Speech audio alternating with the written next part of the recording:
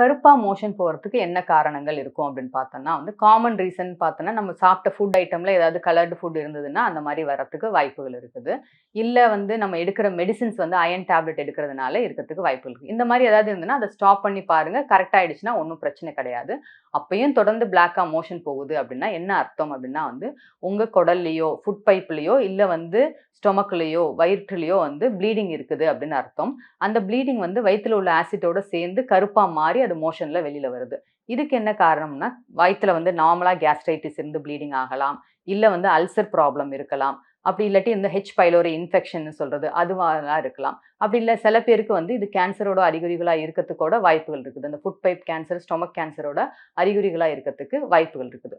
இதையும் தவிர சில விஷயங்கள் என்னன்னா, மத்த ப்ளீடிங் டிஸார்டர்ஸ்ன்னு சொல்றது. வேற எங்கேயாவது ப்ளீடிங் ஆற மாதிரி ஸ்டொமக்லயும் ப்ளீடிங் ஆகும். அந்த மாரி இருந்ததுன்னா கூட உங்களுக்கு வந்து பிளாக் கலர் மோஷன் இருக்கும். இது இருந்ததுன்னா, கண்டிப்பா நீங்க வந்து டாக்டர பார்த்து மோஷன் டெஸ்ட் பண்ணி, உங்களுக்கு என்ன இருக்குங்கிறத கண்டுபிடிச்சுக்கிறது அவசியம்.